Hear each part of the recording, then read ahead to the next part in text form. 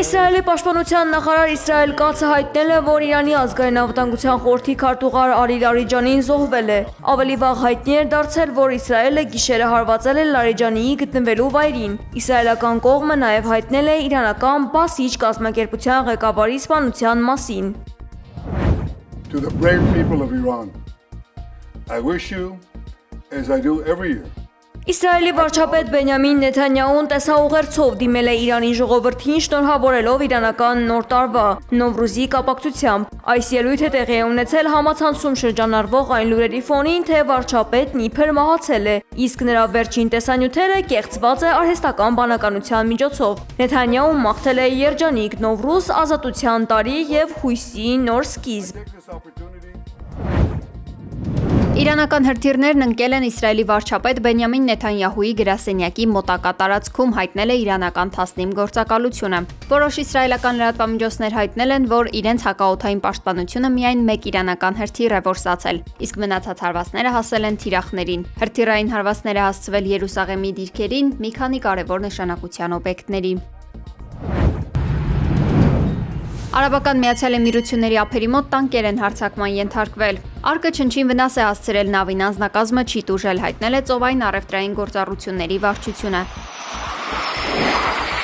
Պարսից ծոցի երկրները կոչ են արել Թրամփին ակտիվացնել Իրանի դեմ հարվածները։ Այս ընթացքում ԱՄՆ նախագահ Դոնալդ Թրամփը հայտնել է, թե Իրանի դեմ ռազմական գործողությունների մեկնարկը կանխել է երրորդ համաշխարհային պատերազմի մեկնարկը։ Սպիտակ տան ղեկավարը համոզված եւ հաստատակամ հայտարարել է, թե եթե իրենք քայլեր չձեռնարկեին, կսկսվեր միջուկային պատերազմ։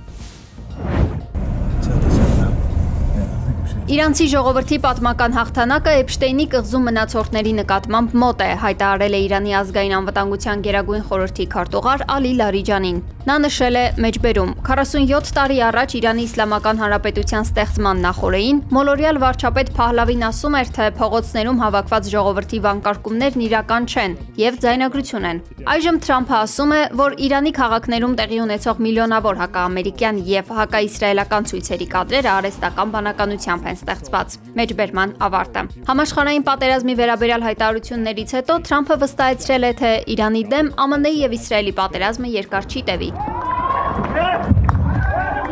Միևնույն ժամանակ հարցին, թե արդյոք պատերազմը կարող է ավարտվել այս շաբաթ, նա պատասխանել է. Ես այդպես չեմ կարծում։ Թրամփը կրկին կոչ է արել Հորմուզի նեղուցով նավթ ստացող երկրներին օգնել ԱՄՆ-ին, ռազմանավեր ուղարկելով նեղուց։ Թրամփի սպասելիքների ֆոնին Իրանի խորհրդարանի խոսնակ Մոհամմադ Բաղեր Ղալիբաֆը հայտարարել է, որ Հորմուզի նեղուցը փակ է եւ այլևս չի վերադառնա իր նախկին կյանքին, քանի որ ԱՄՆ-ի եւ սիոնիստական ռեժիմի ներկայությամբ այլևս անվտանգություն չկա։ Իսրայելական բանակը հայտարարել է Թեհրանին նոր հարվածներ հասցնելու մասին, մասնավորապես թիրախավորվել են կառավարական շենքերը։ Զուգահեռ Իրանը հարձակման է անցել Իրաքում, մայրաքաղաք Բաղդադում ԱՄՆ դեսպանատունը հրթիռային հարձակման է ենթարկվել, իսկ Դուբայի օդանավակայանի մոտ հզոր պայթյուն է եղել, որին հաջորդել է խոշոր հրդեհ։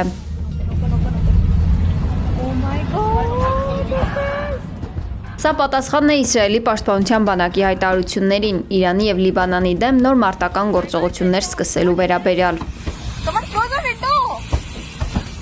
Իսկ Axios-ի տեղեկությունը, թե իրանական կողմը բանակցություններ է վարում ԱՄՆ հատուկ բանագնաց Սթիվ Ուիթքոֆի հետ, առավոտյան հերքել է Իրանի արտգործնախարար Աբբաս Արաղչին։ Մեջբերում. Ես Ուիթքոֆին հանդիպել եմ մինչ նրա գործատուի Իրանի անօրինական հարված հասցնելը, նկատի ունենալով Դոնալդ Թրամփին։ Բանակցություններն ավարտվել են մեր երկրի դեմ ռազմական գործողություն սկսելու պահից։ Այս ընթացքում համացանցում բուռն քննարկվում էր, որ Իրանի նոր գերագույն հոգևոր առաջնորդին եւս սպանել է իսրայելական բանակը, սակայն Իսլամական Հանրապետության փոխարտգործնախարարը հայտարարել է, որ Այաթոլլա Մոջթաբա Խամենեին լավ է եւ շուտով կարող է նոր ելույթ ունենալ։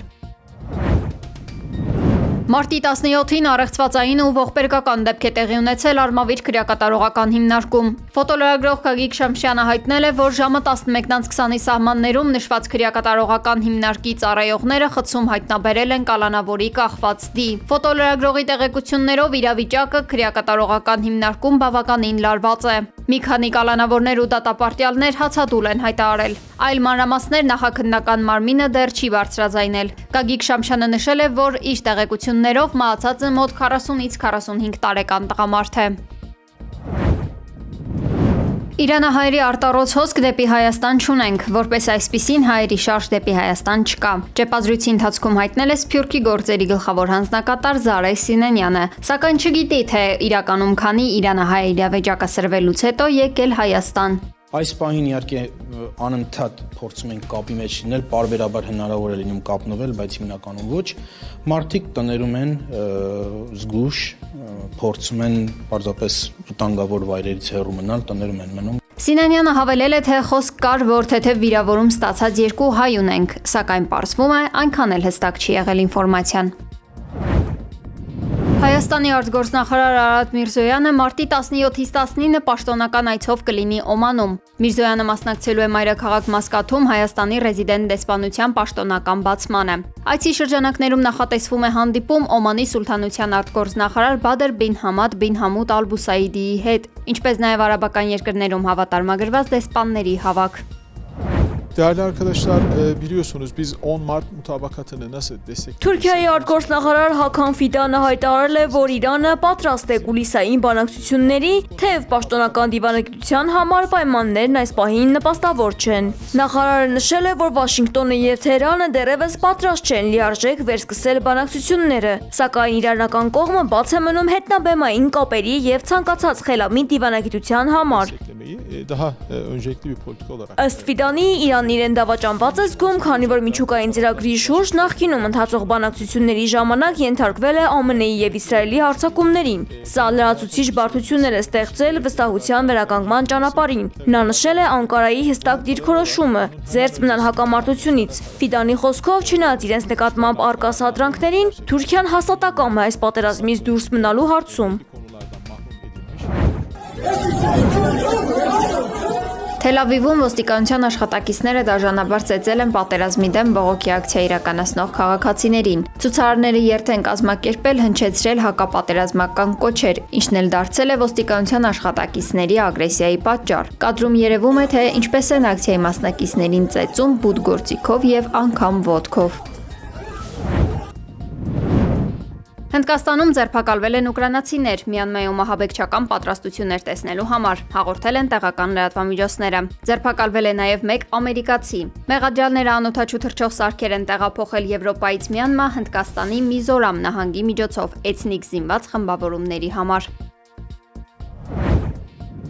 Աստիճանը ցերեկային ժամերին կբարձրանա եւս 4-ից 6։ Հիդրոթերևութաբանության եւ մոնիթորինգի կենտրոնի տնօրենի տեղակալ Գագիկ Սուրենյանը հայտնել է, որ առաջիկա 3 օրերին օդի ջերմաստիճանը կբարձրանա եւս 4-ից 6 աստիճանով։ Կարելի է ասել, որ հանրապետության ողջ տարածքում արդեն կլիմայական գարուն է։ Մինչև մարտի 19-ը երկրի ողջ տարածքում սպասվում է առանց տեղումների եղանակ, իսկ մարտի 20-ից մինչև Կարկածովի շրջաններից ցիկլոնի ներթափանցման պայմանավորված տեղումները հանրապետության ողջ տարածքում կվերսկսվեն, լեռնային մարզերում կտեղափոխվեն, հողտային եւ նախալեռնային գոտիներում